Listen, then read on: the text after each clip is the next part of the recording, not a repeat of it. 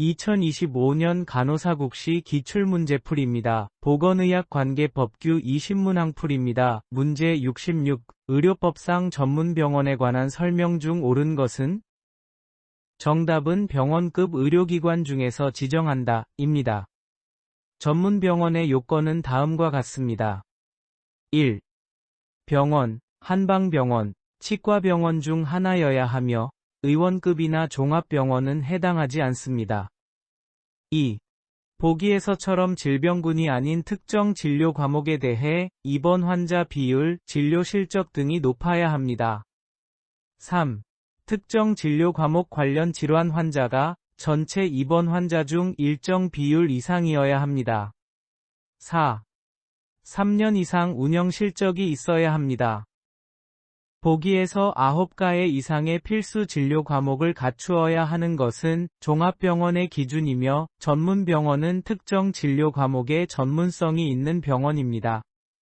중증 질환에 대하여 난이도가 높은 의료 행위를 전문적으로 하는 의료기관은 상급 종합병원에 해당합니다. 문제 67. 의료법상 의료인 국가시험 및 응시 자격에 대한 내용 중 옳은 것을 고르는 문제입니다.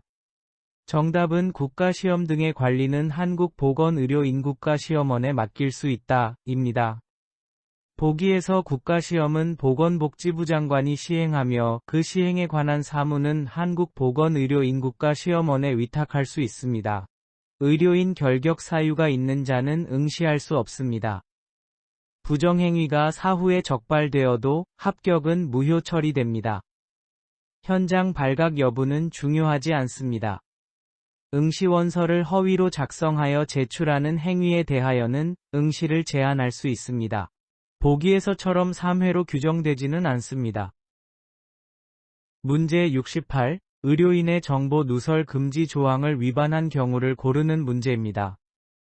정답은 출생증명서를 타 기관 의사에게 위임하여 교부하게 한 것은 정보 누설 금지 조항을 위반한 경우입니다. 다음 케이스는 정보 누설에 해당되지 않습니다. 의사가 직접 진찰한 환자에게 진단서를 교부한 경우, 간호사가 환자에게 환자 본인의 간호 기록을 열람하게 한 경우, 의사가 환자의 처방전을 작성하여 환자가 원하는 약국에 팩스로 송부한 경우, 의사가 환자 본인의 동의서와 가족관계 증명서를 첨부한 환자의 배우자에게 환자의 기록을 열람하게 한 경우. 문제 69. 의료법상 중앙회가 의료인 보수교육을 실시하는 이유에 대해 묻고 있습니다. 정답은 회원의 자질을 향상하기 위해서입니다.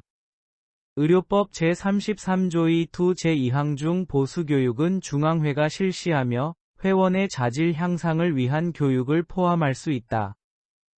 보기 3번인 보수교육을 통해 국민이 양질의 보건의료 서비스를 받을 권리를 보장하기 위해 소속 의료인을 대상으로 정기적인 보수교육을 실시해야 하는 것은 전체적인 보수교육 제도의 목적이지 중앙회가 보수교육을 하는 목적은 아니기 때문에 적합하지 않습니다.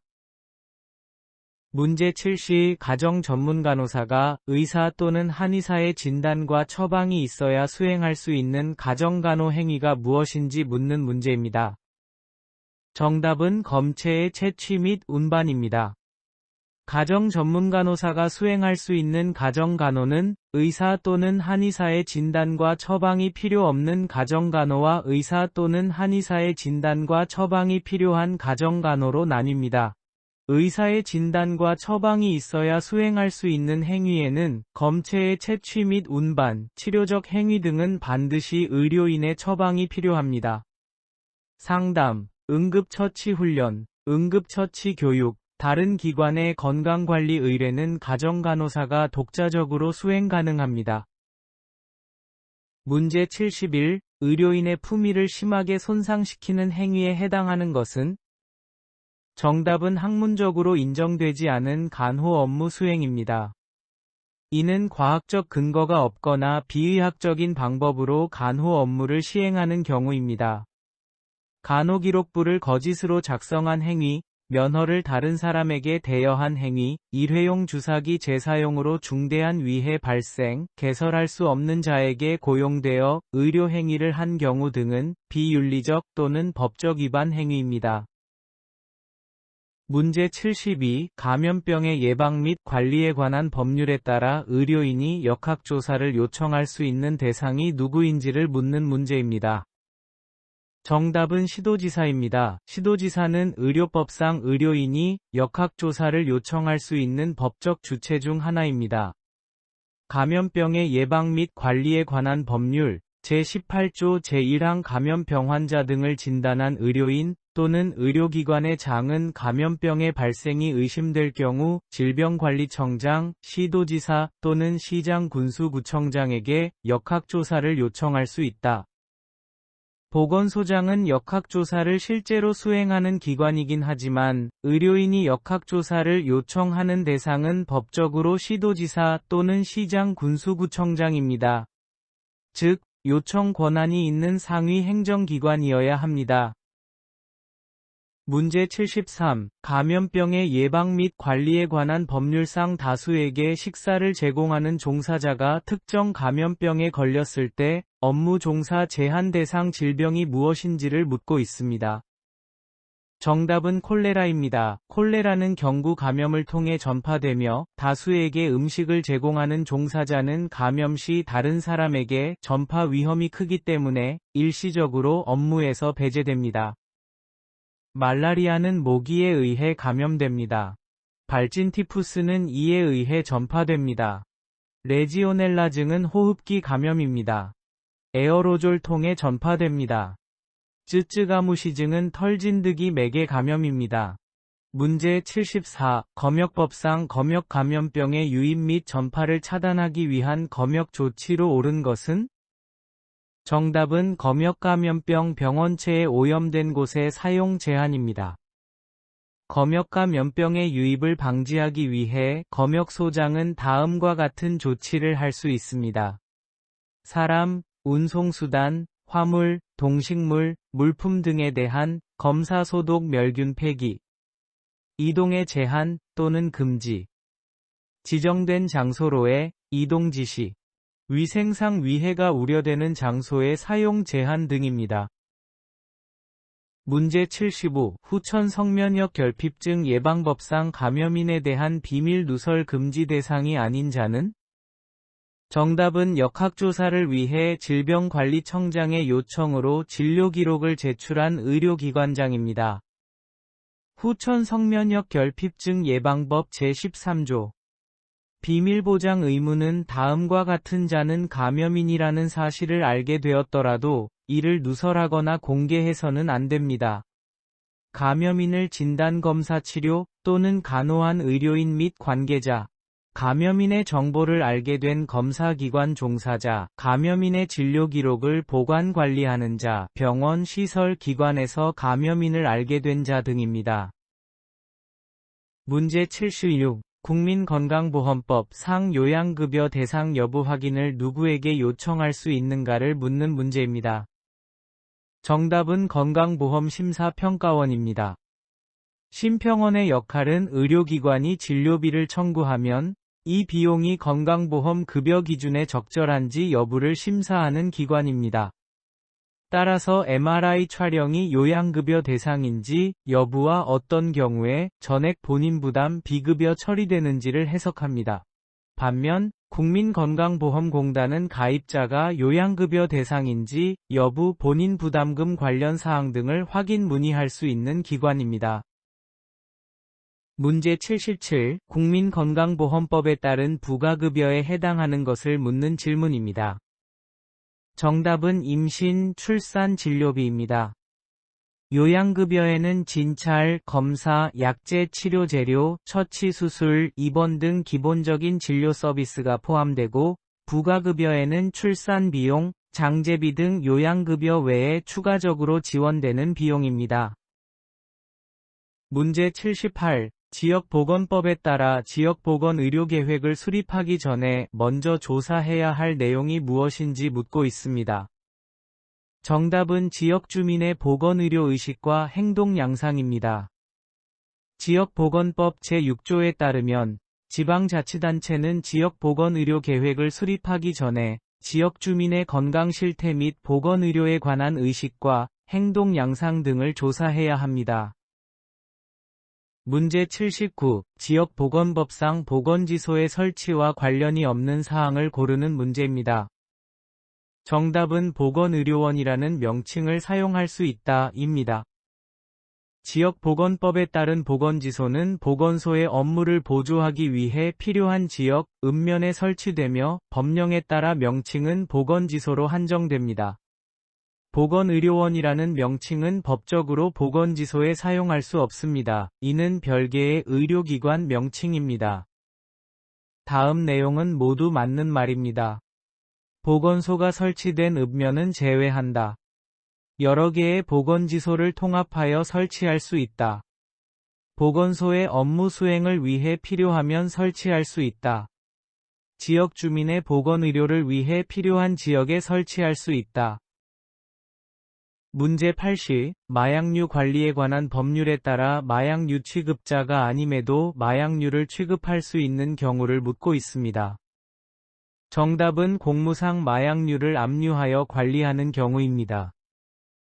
마약류 관리에 관한 법률에서는 마약류 취급자 외에도 예외적으로 마약류를 취급할 수 있는 경우를 명시하고 있습니다.